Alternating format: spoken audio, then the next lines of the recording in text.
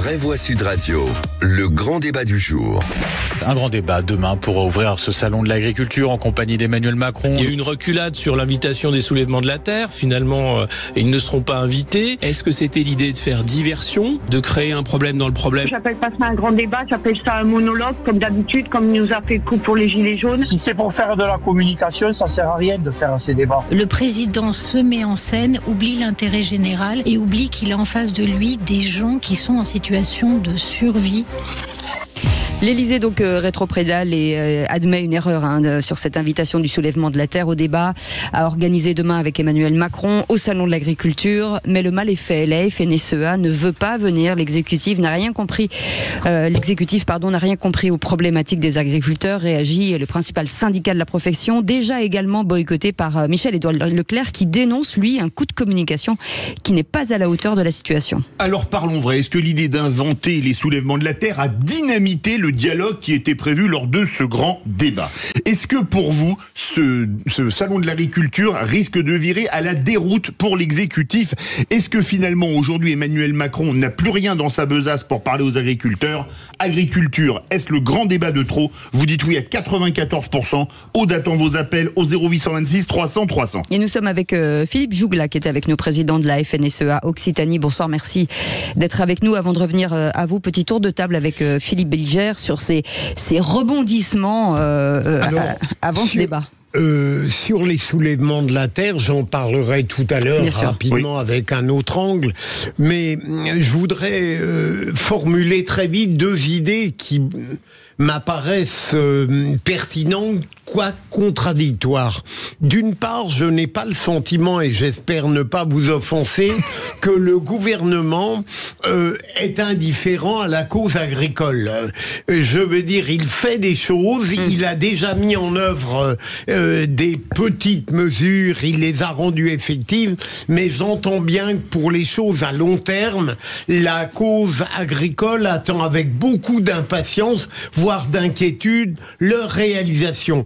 Le deuxième point, il est contrasté, c'est le fait que je constate que les syndicats ne sont pas dupes, tout de même. Le président de la République va de nouveau faire un grand débat dont il faut bien noter qu'il ne vient pas à sa seule initiative, il va le tenir parce qu'il a peur que le salon soit une catastrophe et qu'on lui permette, après avoir fait ce grand débat, qui sera un monologue d'ailleurs comme d'habitude, de circuler plus tranquillement au sein du salon. Donc les agriculteurs, pour parler rapidement, ne se laisseront pas duper et il est fondamental qu'Emmanuel Macron remplace le verbe rapidement par de l'action. René. Oui, alors il faut bien constater que ce grand débat se transforme en un grand dégât. C'est une opération qui tourne à la catastrophe, une opération qui se voulait un dialogue éventuellement avec les agriculteurs, mais finalement c'est un fiasco, on peut pas le nier. Alors, non seulement avec les agriculteurs, mais aussi avec certains distributeurs comme Leclerc, etc. Oui. Voilà. Mais moi, ce qui me gêne un peu dans cette histoire, et en plus, moi je suis plutôt, comme vous le savez, plutôt sympathisant de Macron, sans être un adhérent ou un militant. Je trouve que maintenant le président est un petit peu en roue libre, c'est-à-dire que il se dit, il me reste 3 ans. Je n'ai pas besoin d'être réélu en 2027. Donc je ne peux pas être réélu. Oui, je ne peux pas, bien sûr. Donc je vais faire en fonction de mes réactions, de mes pulsions, de mes instincts, quitte à contredire mon ministre de l'Agriculture, mon Premier ministre. D'ailleurs, moi j'ai de la peine maintenant pour Gabriel Attal, que j'estime, et Marc Fesneau. Parce que pourquoi le président s'évertue demain à vouloir absolument faire un grand débat avec les agriculteurs, alors que des mesures ont quand même déjà été annoncées. Et là, je suis d'accord avec Philippe, on peut pas nier que le gouvernement essaye de résoudre un peu les problèmes des agriculteurs, même si c'est pas assez, bien sûr. Mais il n'empêche que le gouvernement, via Fesneau et Attal, ont fait des propositions. Mais ce grand débat, donc demain, pour moi, et en plus, il rentre dans la lignée de tous les grands débats d'Emmanuel Macron depuis 2017, et ça n'apporte rien, parce que maintenant je pense que les gens veulent quoi ? Veulent des choses concrètes. Emmanuel Macron, il me fait de plus en plus penser à François Hollande à la fin de son mandat. Vous savez, à l'époque, dès qu'il faisait quelque chose, il y avait un problème. En fait, Emmanuel Macron a l'impression que même sur des initiatives dont on peut penser qu'elles sont pas complètement dénuées de sens, patatras, c'est la catastrophe. C'est le premier point. Deuxième point, il faut quand même dire qu'il a pour le coup du courage, parce que affronter les agriculteurs pendant de 2 à 4 heures, on sait qu'il est excellent dans cet exercice, mais c'est vrai qu'il se met en scène et du coup, il se met vraiment en danger en ayant face à lui des gens qui sont a priori hostiles. Troisièmement, on a l'impression que c'est un peu comme vous organisez une soirée à la dernière minute, vous maîtrisez pas vraiment les invitations. Typiquement, vous envoyez des textos à des gens que vous ne supportez plus parce que vous êtes trompé dans votre agenda, donc on a l'impression que il invite n'importe qui. Ensuite, vous oubliez des gens que vous vouliez absolument inviter. Évidemment, vous faites ça au dernier moment. Donc je pense notamment à la coopération agricole. Et puis vous motivez les gens à venir à votre soirée en disant il y aura un tel, il y aura un tel, il y aura un tel, et en fait c'est un tel, vous n'êtes même pas préoccupé de savoir s'il venait vraiment à la soirée. Ouais. Résultat des courses, faites une soirée avec des gens finalement dont a priori vous n'avez pas complètement maîtrisé le casting.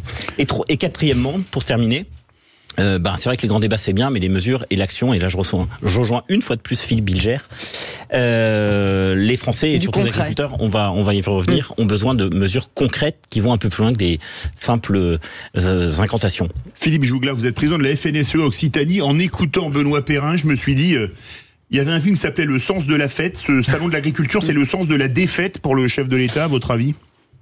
On verra à la fin de la semaine prochaine. Moi, je voudrais mettre les choses sur un temps un peu plus long. On a commencé avec le slogan « On marche sur la tête » au mois de novembre l'an dernier. C'était dire que les agriculteurs étaient au bout et le modèle qui était allé trop vite pour le monde agricole, donc une révolte qui a repris en janvier en Occitanie. On a commencé le 16 janvier, on a mis des centaines d'agriculteurs, des milliers de tracteurs, des centaines de manifestations, de mobilisation dans tout le pays. L'opinion a suivi, on a les échos que le mal-être agricole est entendu. Le Premier ministre Gabriel Attal a très rapidement, une dizaine de jours après sa nomination, a fait un diagnostic qui est relativement juste. Je l'ai écouté en Haute-Garonne. Pour quelqu'un qui est arrivé depuis 10 jours, le job était fait. Les choses.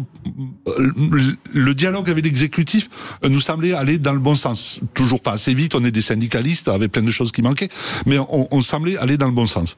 Et pour le salon, pour ce grand débat, il y avait, à mon sens, 2 options. Soit un discours ex cathedra. Je vous ai entendu, je vous ai compris. Alors même si c'est un peu dangereux ce genre de message, mais en tout cas, je viens avec un certain nombre de solutions, qu'on peut discuter, mais que j'amène sur la table. Première option. Deuxième, le grand débat qui rappelle effectivement la suite des Gilets jaunes, où on sait que le président de la République est excellent. Et à la limite, on disait, on joue le jeu. C'est-à-dire qu'une dernière fois, il veut entendre la base. Peut-être qu'il n'a pas entendu. Et c'est vrai, on n'a jamais vu le président de la République sur les autoroutes, et c'est normal. Donc, on était prêt à jouer ce jeu-là. Et ni un, ni deux, c'est quelque chose qui est totalement un coup de com' ou un coup politique. Et si on veut parler de politique, vous parlez du Premier ministre d'un certain nombre. Moi, je voudrais savoir ce qu'en pense le ministre de l'Intérieur. Monsieur Darmanin serait aussi, je serais curieux de savoir quelle est sa position. Lui qui avait demandé la dissolution des soulèvements de la terre. Oui. Mais c'est un vrai souci. Pourquoi vous évoquez les 2 possibilités, mais celle qui apparemment sera mise en œuvre par le président ressemble un peu à la 2e, le grand débat. Oui, mais même s'il parlera tout seul, mais bon. Excusez-moi, si on parle tout seul, c'est pas un débat. Au passage, c'est une tentative d'une opération de com' qui efface tout ce qui peut être fait après. Mais vous l'auriez vu comment, alors, cette proposition? Il est difficile pour le président de ne pas évoquer ce grand débat pour que on en saisisse l'importance, non? On nous a au cours de la semaine demandé à tous les responsables régionaux de trouver 2, 3, 4 agriculteurs représentant la base susceptibles d'être présents samedi matin. On a fait le job. Une viticultrice, un producteur de céréales en ce qui me concerne, et un autre viticulteur, une productrice de canards. Voilà, on a fait monter des gens qui sont capables de s'exprimer en public de façon claire et limpide pour faire remonter une dernière fois les éléments au président de la République. C'était ce qu'on s'apprêtait à faire, mais pas une opération de com' à son profit. Benoît Perrin, qui va pas parler d'organisation de soirée, je crois. Non. Alors on comprend que vous en ayez un peu marre d'exprimer les doléances, parce qu'on a l'impression que depuis des semaines et des semaines, tout est mis sur la table. Donc je comprends que vous soyez un peu embêté de devoir répéter une nouvelle fois devant le président de la République les problèmes qui se posent. En revanche, la question que j'ai pour vous, c'est qu'est-ce que vous voulez demander de plus que les mesures qui ont déjà été accordées aux agriculteurs? Autrement dit, en quoi vous êtes insatisfait des mesures? Alors, il y a des éléments conjoncturels et des éléments structurels. Ouais. Les éléments conjoncturels, il manque quelques points en matière de trésorerie. J'ai entendu parler d'année blanche sociale, c'est pas le point le plus efficace. Il y a certainement des choses à faire au niveau bancaire pour se faire une année de trésorerie remboursable en 5 ans avec 2 ans de différé. Voilà, c'est des choses qui ont déjà été faites. Il y a des agriculteurs qui ont besoin de ça. Moi, j'ai des céréaliers dans ma région qui ont besoin de ça. Il y a des viticulteurs qui sont extrêmement endettés, sur lesquels il faut rallonger d'1 an les tableaux d'amortissement. Voilà, c'est des mesures techniques de trésorerie. C'est ce qui manque sur le conjoncturel. Sur le structurel, ce qu'on a dit, c'est que le logiciel n'était pas bon. On pense que le Premier ministre a entendu. Mais derrière, quand on est à la discussion, et je suis à la FNSA, et on discute avec un certain nombre de ministères et un certain nombre de services, ça a du mal à ruisseler, si je peux utiliser ce terme-là. Donc, que le Premier ministre l'ait fait avec 3 ministres autour de lui, c'est bien. Que le Président de la République redise... on revoit le logiciel normatif, on revoit le logiciel des contraintes administratives. C'était ce point-là qu'on attendait du salon. Oui. Est-ce que vous attendez éventuellement du président de la République demain qu'il prenne des décisions concrètes et un petit peu répressives sur les centrales d'achat et les distributeurs? Parce que là, je crois que c'est l'un des gros problèmes qui concerne les agriculteurs. Alors, c'est des choses qui sont engagées à ma connaissance depuis le 1er février de la conférence de presse, donc avec derrière le Premier ministre, le ministre de l'économie et des finances. Donc, un certain nombre, effectivement, de contrôles qui ont eu lieu. Faut en tirer les conséquences. Oui, c'est des choses qui avancent, toujours pas assez vite. Et si j'ai un point à relever là-dessus, c'est que les agriculteurs, quand on est contrôlé, on est en deçà de 5% d'erreurs, de contrôle positif. Quand Bruno Le Maire fait un tour chez les centrales et la grande distribution, il est à plus d'un tiers de non-conformité. Voilà, c'est les paysans sur qui on met la pression et ils sont à 95% propres. Et la grande distribution, une fois sur 3, vous achetez autre chose que ce qu'on vous vend.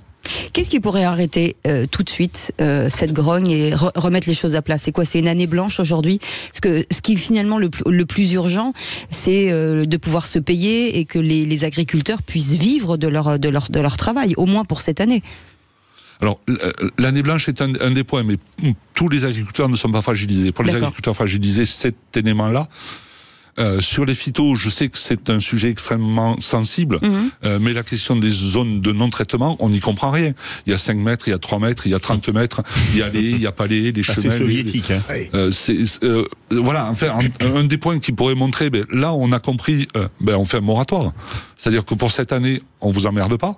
On repose les choses de façon carrée, on se donne 1 an pour avoir on n'est pas contre. Je veux dire, il n'est pas question qu'on fasse tout ou n'importe quoi. Donc cette année blanche, elle vaut aussi pour les normes? Ce serait une façon de nous faire rentrer dans nos campagnes. Oui. Est-ce que pour la défense de la cause agricole, vous avez, est-ce qu'il y a des jusqu'au boudistes et des modérés dans votre combat? Ou est-ce que vous êtes tous unis pour le principal?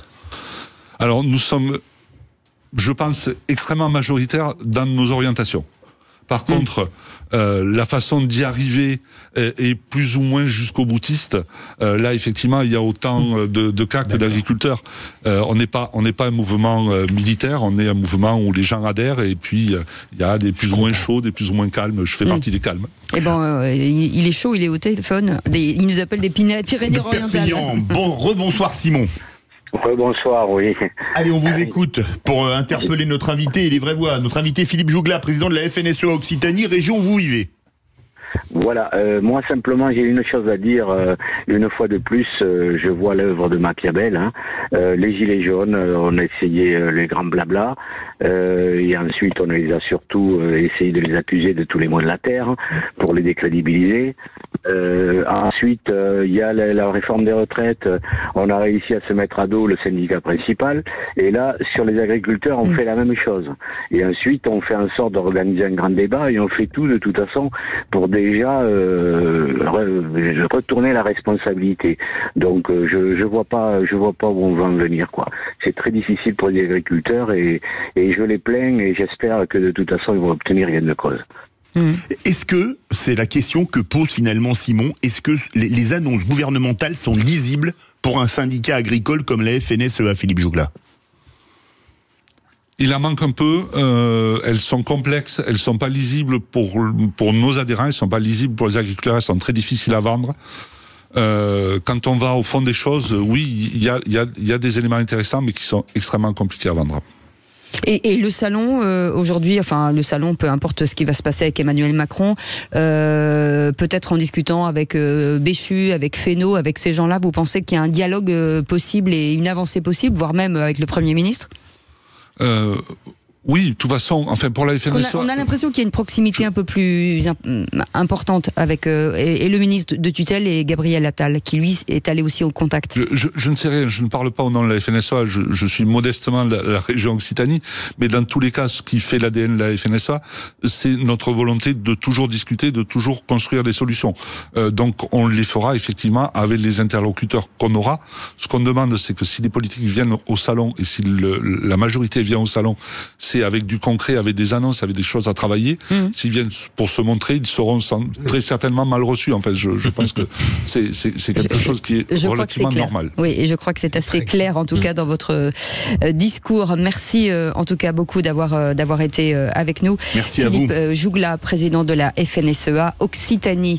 Dans un instant, le Qui c'est qui l'a dit, le quiz de l'actu avec Simon, qui est avec nous de Perpignan, qui, j'espère, va essayer de renverser cette belle victoire de Philippe Bilger hier. Vous restez avec nous. Allez, à tout de suite.